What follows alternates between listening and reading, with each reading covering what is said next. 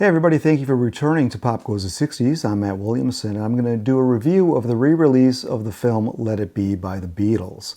Now, I had done a review of this movie a few years ago when I started my channel, and I watched that review. I wanted to see how close that review would be to the review I'm going to do on the re-release. And I think I want to start by just mentioning the original release a little bit, because it's been 43 years since there was an official release of this film that last happened in 1981.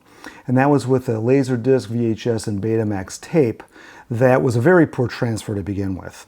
And from there is what many of us have seen bootleg copies of. And that's how I saw this movie for the first time, probably in the early 90s. And it was dark, and I realized I had a poor copy, and I tried to compensate for that. But basically, my review of it is not that different than today's review. And I was a little hard on Michael Lindsay Hogg initially. And one of the things I didn't understand was that Michael Lindsay Hogg, he had to compromise quite a lot because he had 4 bosses that he had to respond to or had to answer to. And I think it would have been very hard to work for the Beatles at this time, and I would not have wanted his job. And one of the things I think going into this project that a lot of us don't think of was how the Beatles were really not only managing themselves, but producing themselves. And they had pretty much run George Martin out of the studio midway through the White Album. And they didn't ask him to participate producing the sessions for this Get Back, Let It Be film. So to bring in, I don't know what director they could have brought in that would have told them what to do, but I don't know that they wanted that. I think they brought in somebody that they could push around a little bit, which was Michael Lindsay Hogg, who was about their age, and he didn't have experience in feature-length films. He was more of a television guy. He had done some music videos, and that's how he knew them. And I guess that was maybe not the best mix, but ultimately Hogg did a fine job. One of the things I criticized him for originally, which is something that I would say still exists in the film and in Peter Jackson's Get Back, is some of the synchronization. Now, what I didn't know is that they had about 140 hours of audio to work with, but only about 50 hours of film. So if you had really good audio that you wanted to use, you didn't always have film to match that, so they had to cobble things together. So I was a little bit harder on Lindsay Hogg not understanding that that's what he had to deal with. And I would say he still could have done a little bit better on some of the music scenes where the strumming and the chords aren't matching the music, but maybe somebody who's not a non-musician maybe wouldn't pick up on that. So those are really not, in the big scope of things, that big of a deal. One of the things Hogg did brilliantly was his shooting of the Rooftop series, that whole scene. He had, I don't know how many cameras available on buildings across to shoot the Beatles from far away, looking down on the Beatles, shooting up at the Beatles, street level. He just did a wonderful job spreading out every camera he had to get what he did. And what I didn't know, and none of us knew, was that he had done that throughout the whole 30 days, which is what Peter Jackson used to produce this. And it's really hard. It's going to be impossible to talk about the Let It Be movie and the Get Back movie without referring to one and the other, because they really are parts of the same project. And I'll be kind of jumping back and forth here a little bit.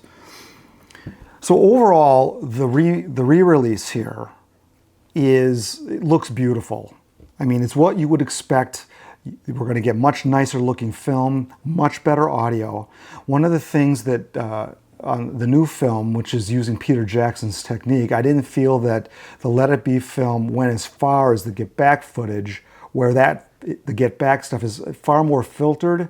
I think we have a much more natural look on the faces and everything, at least in the new re-released Let It Be. And I think that's proper, because it does match the original release better. So what have we got with all this nicer film and nicer audio? Well, you still have the same story. And Michael Lindsay Hogg, and I'm willing to give him a lot more slack now than I had originally, because I do believe he was compromised. He delivered a movie that was 1 hour and 29 minutes. And the thing Hogg was really looking for, he needed the payoff. How are we going to end this? We need to have some kind of spectacular ending, which became the Rooftop. But what he doesn't do in this film is to set up what are we doing here in this film? Why are we here? What is our goal? And we're at Twickenham, and then all of a sudden we're at Apple, and then you're on the rooftop. There's really not a transition between those. And he only had an hour and 29 minutes. It was, I don't know what the original cut was, but shorter is probably better. But I think that this version still lacks that chronological storytelling in it that we do get here. Now this is 7 hours and 46 minutes, I believe. So you really have to have something holding together, and Jackson does a really nice job of doing that with this film. And I think that would have been needed in here. That's probably the biggest criticism I have, because it doesn't give a complete picture of those 30 days. Now, one of the things that I also want to talk about is there's so much available in these 30 days. These are arguably the most documented 30 days, consecutive days in the Beatles' history, where you had cameras rolling like 10 hours a day or 8 hours a day or whatever it was, capturing them working, capturing them recording, and capturing them just talking and living life essentially.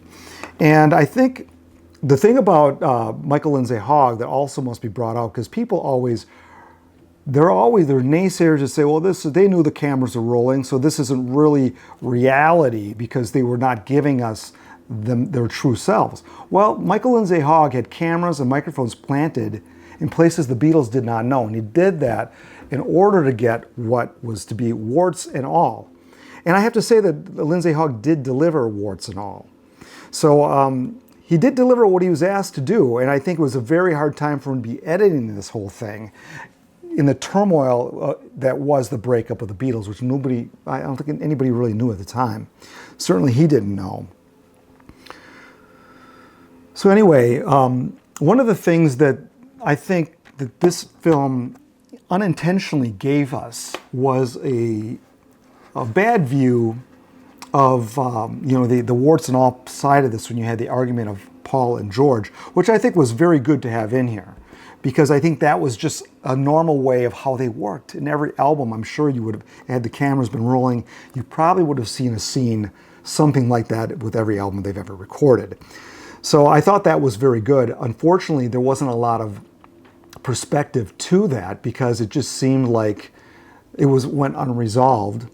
And then, as history told it, that happened, and then George left that day. Well, we know that's not true. He left 4 days later.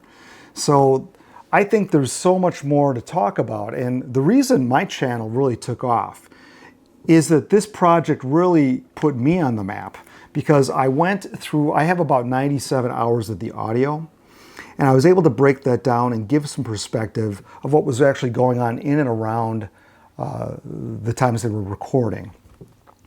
The Argument is one of those. That's my most viewed video on this channel. And I gave some perspective that even Peter Jackson didn't give, and that was how that was resolved and what happened after that. And they calmed down and they got it together and they got back to work. And it was a much more satisfying way to understand that whole argument.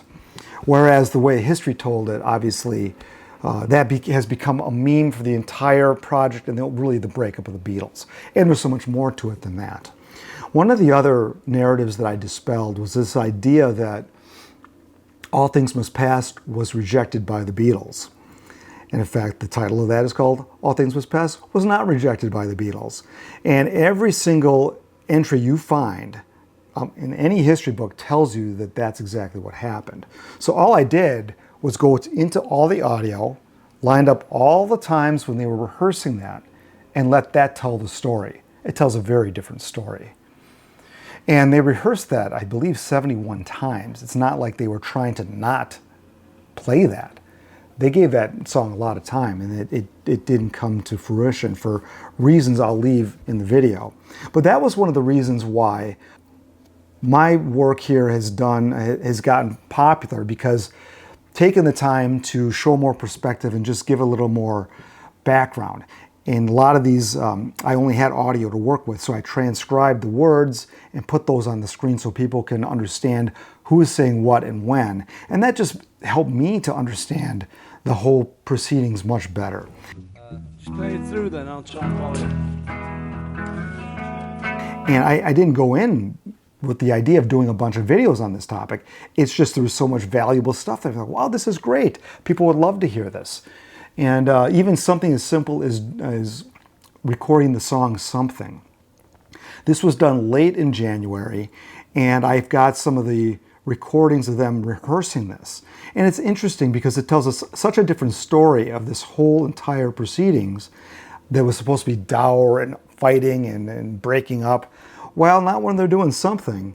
When they were working on a good song, you could tell they were energized, and it shows in that video. What could it be, Paul? Something in the way she moves. It's in your head each time. What attracted me at all? Just say whatever comes in your head each time. Attracts me like a cauliflower until you get the word. And I don't want to leave her now. Don't want to leave her now. No, I believe in her. No, I believe her now. So to watch this, I had to use Disney Plus. That's the only place it's available right now. And are we going to get a hard copy of this, a physical copy? We had to pretty much kick and scream to get this on a Blu-ray and DVD. Disney is not, they really don't have any interest in physical media. That made for kind of a disconnect, I think, between Disney Plus and Beatle fans. We're pretty used to this kind of stuff. This is the DVD. And when they did bring it out, it was just exactly what we saw streaming. Not even a booklet in here. Just bare bones, 7 hours and 46 minutes or whatever it was. And I mean, this is good enough for me. I mean, I'm pleased with this. Does this need some kind of fancy box set with the new re-release? I don't know if it does. I would like to see a DVD. I always like physical media, and I don't like to rely on streaming for a lot of reasons. But will they actually do something special for this? I would suggest that it may need something special, but really, even after all of this together, these re-releases, I don't know. You're still left with a project that wasn't the happiest of times, an album that's one of their lesser works. So maybe we don't need something too special. I do know that my opinion on the box set, let me grab it for you here. Got it over here somewhere. The Let It Be box set, which is very beautiful, but was a missed opportunity. Obviously, this is the audio. And I saw the need to do a double album that never was to compensate for all the great music that they missed putting out on this. I thought it was just, there wasn't a lot of attention given to this. I think everything was about the Peter Jackson film, the documentary Get Back. And as beautiful as this is, and wonderful as the book is excellent. I think that you could come up with another box set with this in the film that would give Beatle fans a hell of a lot more. And I think there's so much out there. I mean, I guess they're probably not going to do that. If you're looking for more Let It Be stuff, if you watch this on Disney Plus, it's like, what, $7 a month or something, so it's not too bad. Give it a look. Maybe you're going to watch Get Back again. But if you're in the mood, I've got about a dozen videos on this project that really goes into some other depths. Yoko Ono, how they're going to finish the film. And the closer you get to the truth by just listening to the Beatles' own dialogue, I think the more truth that we get from them, the more we can love them, the more there is there to love. That was really an eye-opening thing for me, and I think that's what made some of my videos get recognized by you. I think this is one of the great times in Beatle history, and we know it's not the best of times, and it didn't yield their best music, but boy, it sure delivered quite a lot. And I'm very happy to continue talking about this period, and there's probably more information to come, so we'll see what everybody says about the new release, and put your comments below and tell me what you think about it. Thanks for watching Pop Goes the 60s.